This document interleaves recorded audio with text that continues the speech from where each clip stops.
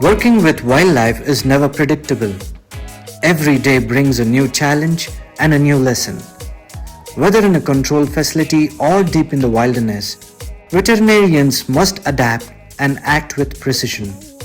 Let us learn how preparation, presence of mind, and practical wisdom lead to better outcomes for our wild patients.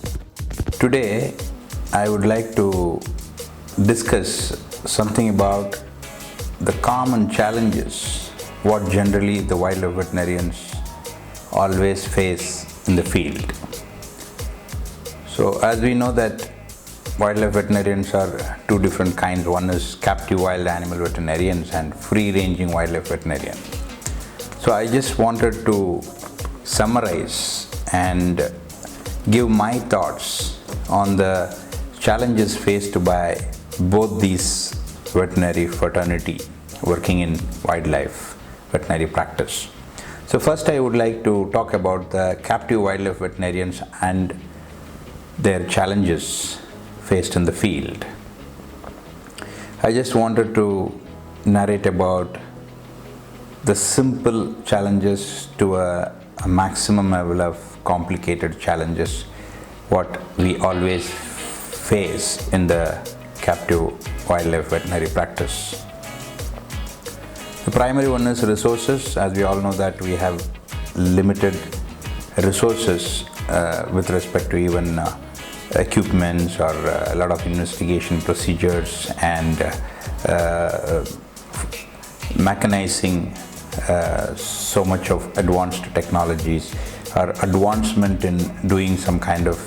animal handling practices or equipments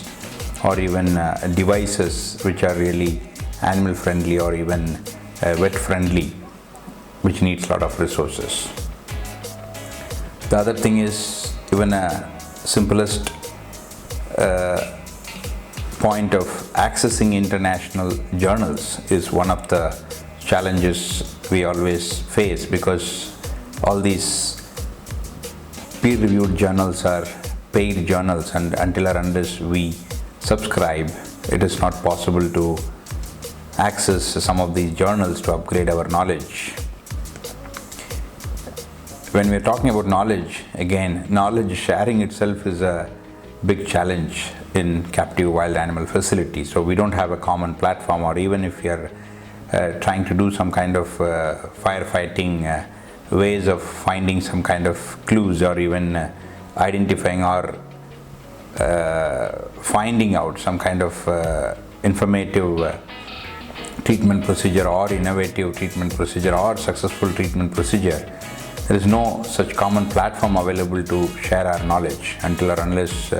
if we are taking some kind of pain to put the entire detail in the WhatsApp group or any other social media platform. It is very difficult to disseminate the knowledge, and it is very difficult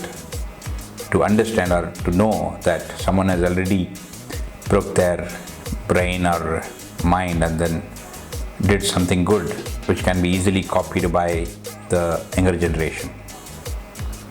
And attending a lot of wildlife workshops, whether it is national or international level, is another challenge. That deputation by the different parent departments or even working department has always become a challenge for wildlife veterinarians working in the captive facility, because sometimes it won't even reach the knowledge of the wildlife veterinarian with respect to some workshops or even wildlife veterinary conferences, whether it is within the country or outside the country. And there are a lot of research challenges that, though we know that there are many gaps are there in the basic research itself with respect to captive wild animal management, but we have a lot of restrictions and we are handicapped to execute such kind of basic research even in captive animal facilities. And of course teamwork, as we all know that it's a big challenge. Lack of manpower is a major challenge what always the captive animal veterinarians face, whether it is a conveyance or logistic or transportation. All those things have become a problem when it comes to a teamwork. And mimicking the natural habitat in the captive animal facility is also another challenge, because sometimes the space restrictions or even the resource restrictions or even the model or even expertise restrictions or understanding about the social or behavioral aspects of the species is also a big challenge for us to even incorporate some of those creative or a good natural environment for the captive animals. And facing a lot of stereotypic behavior. As we all know that though we will be trying to implement a lot of enclosure enrichment or even environmental enrichment practices, but still sometimes abolishing the stereotypic behavior of a highly cognizant animal is really a big challenge. And handling stress of these animal, I mean, when it even comes to human-wildlife interaction and the stress induced to the captive animals with respect to the crowd or even the public, it's again a difficult situation for us to even manage the stress level, and we don't know generally the basic stress level of these animals. So the stress management is also one of the challenge. And species specific information, as I said, this lack of publications and lack of data collection or even record or documentation is again a big challenge with respect to their biology and drug interaction, anesthetic complications, or even best anesthetics for some of these specifics, or anatomical differences, or even handling techniques. All those things are definitely necessary if we want to specifically approach a specific species, and then the species specific information or knowledge is at most important, and that is also one of the challenge when we deal with captive wild animal facilities. And of course pest control, bio degradation, or even this bio security measures in captive animal facilities, also one of the big challenge for captive wild animal vet. And drug resistance, as we all know that there are a lot of drug resistance coming into the domestic animal practice, but whereas in wild animals we have no such kind of basic studies to understand the drug resistance or even drug interaction with respect to these animals with are commonly used antibiotics or anti-inflammatories or even steroids and other painkillers used in the healthcare of captive wild animals. And record maintenance, of course, is some of the challenges. Sometimes we show a lot of negligence while making or even maintaining the records, and then that gives a lot of disadvantage to accumulate a lot of data in order to achieve or interpret something in a bigger scale, and we always lose such kind of data. And last but not the least is the occupational hazard, that which we always give less importance, and sometimes I remember some of those captive wild animal vets were literally lost their life because of captive wild animal emergencies or even accidents. So these are some of the captive wild animal veterinarians usually face challenges. And on the other side, the free-ranging wild animal veterinarians is also facing a lot of challenges, which almost the same, but on top of it, there will be an additional challenges for free-ranging wild animal veterinarians, especially when it comes to conflict mitigation, when we are in the field to anesthetize any big cats or even ursidae or any other mega herbivores. The weight estimation is the biggest challenge, and a lot of past health history may not be available, because generally in the captive animal facilities we can always have the accurate weight and then have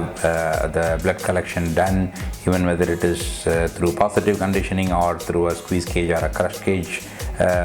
method. We can always collect the blood without immobilizing the animal and ensure that the blood picture is fine or adequate to put the animal into a general anesthesia or on the table with injectable or even gas anesthesia. So that makes the veterinarian more comfortable with respect to captive wild animal vet. But on the other side, in free ranging, we never have any past health history when we were allowed or when we were forced to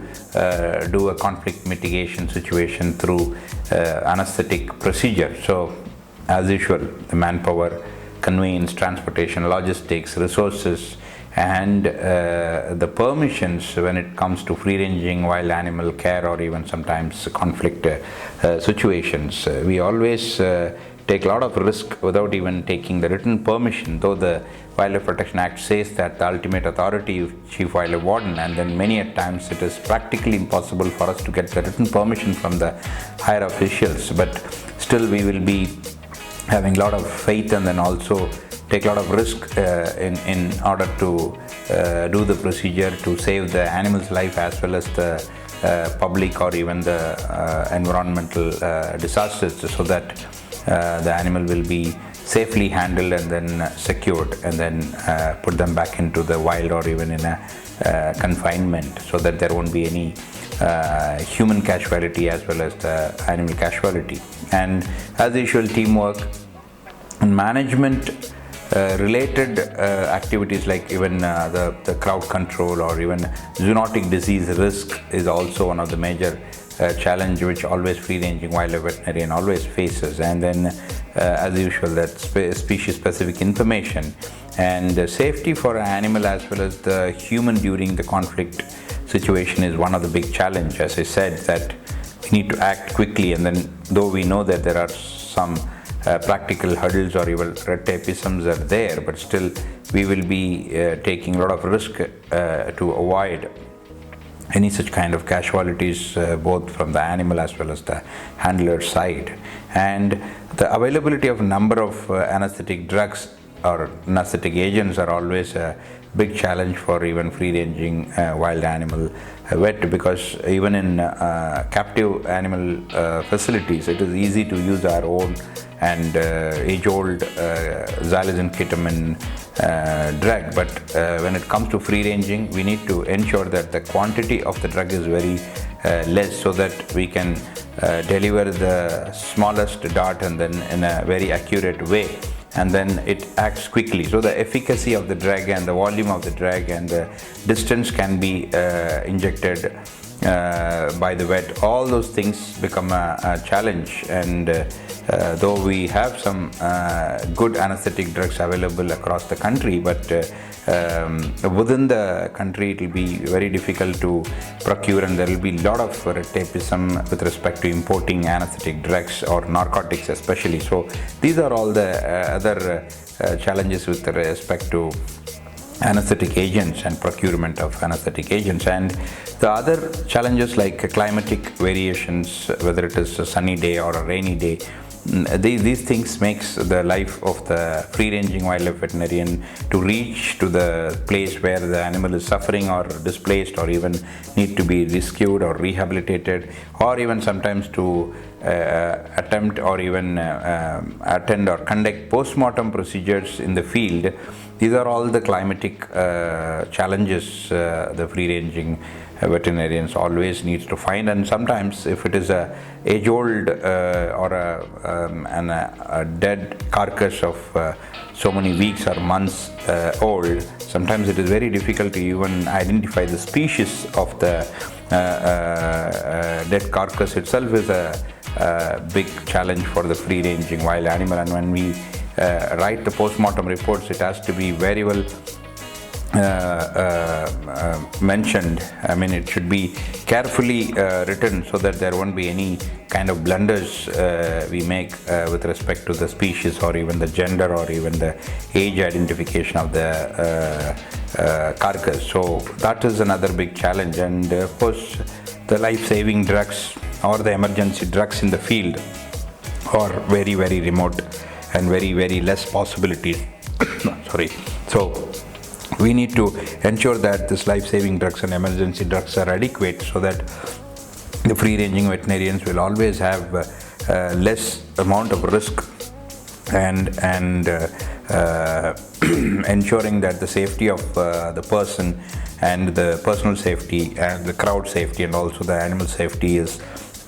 given priority. And of course, in both the places, bureaucratism is another challenge which we need to build ourselves that to ensure that transparency is ensured so that we will not face any such kind of bad bureaucratism. So